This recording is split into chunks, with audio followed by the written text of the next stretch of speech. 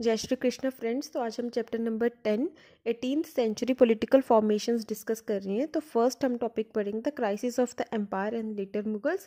इसके बाद हम rich harvest and empty coffers के बारे में पढ़ेंगे। Nadir Shah attacks Delhi and emergence of new states के बारे में पढ़ेंगे। तो हमें जैसे मेडिवल इंडिया की शुरुआत की थी तो वो 750 से होती है। 750 to 1000 हमारे अर्ली मेडिवल इंडिया में ट्राई पार्टियट स्ट्रगल होता है फॉर कन्नौज। इसके बाद हमारे राजपूत रूलर्स आते हैं, वो 1200 तक रूल करते हैं। इसके बाद 1200 से लेकर 1526 तक हमारी दिल्ली सल्तनत आती है। 1526 से 1707 तक हमारे मुगल्स आते हैं। मुगल्स में हमने पढ़ा था कि बाबर, हुमायूं, अकबर, जहांगीर, शाहजहां, औरंगज़ेब एंड औरंगज़ेब के बाद जो भी रूलर्स आए हैं उसे हम लेटर मुगल्स करके बोलते हैं। और लेटर मुगल्स वो काफ़ी वीक थे। और हमें पता है कि 18th सेंचुरी आते आते Europeans also came into India. ठीक है, हमारे एनसीईआरटी में हमें 2 मैप्स दिए गए हैं। फर्स्ट मैप हमें बताता है कि external boundary of the Mughal empire in 1700। ठीक है, और सेकंड मैप में हमें पता चलता है कि टेरिटरी अंडर ब्रिटिश कंट्रोल। तो ब्रिटिशर्स भी आ गए थे मिड 18th सेंचुरी में, तो उन्होंने काफ़ी कंट्रोल जमा लिया था। सेकेंड मैप हमें ब्रिटिशर्स के बारे में बताता है कि ब्रिटिशर्स ने जो जो एक्वायर कर लिया था एरिया। और फर्स्ट मैप हमें बताता है कि external boundary of the Mughal empire के बारे में। तो क्राइसिस क्यों आए थे एम्पायर में during the time of later Mughals?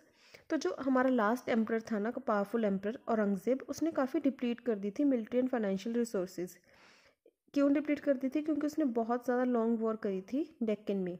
तो डेक्कन में लॉन्ग वॉर करते करते उसके रिसोर्सेज तो लगेंगे, तो मिलिट्री एंड फाइनेंशियल रिसोर्सेज बहुत ज़्यादा ख़त्म हो गए थे, डिप्लीट हो गई थी। ठीक है, इसके बाद जो भी उनके सक्सेसर्स आए उनके पास अच्छी मिलिट्री फाइनेंशियल एड वजह ना होने की वजह से वो काफ़ी वीक होते रहे। और उनके पास इतना कैलिबर भी नहीं था कि वो अपने आप को स्ट्रॉन्ग कर पाए। ठीक है, इसके बाद क्या हुआ कि मनसबदार थे ना, मनसबदार एंड जो भी गवर्नर्स अपॉइंट किए गए थे मुगल्स के द्वारा, उन्होंने दीवानी और फौजदारी राइट्स अपने पास ले लिए थे।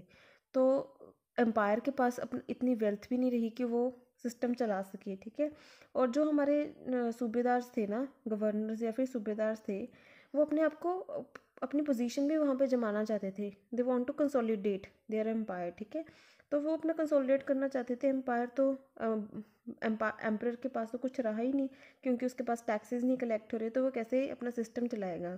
इसके बाद हमें पता चलता है कि जो हमारे पीजेंट्स हैं ना, पीजेंट्स ने भी रिबेलियन करना शुरू कर दिया कि वो टैक्सेस पे नहीं करेंगे।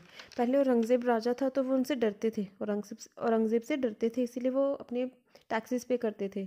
पर जब औरंगज़ेब चला गया, वीक रूलर्स आने लगे, तो पीजेंट्स भी उनसे डरते नहीं थे और कहते थे कि दे डोंट वांट टू पे टैक्सेस।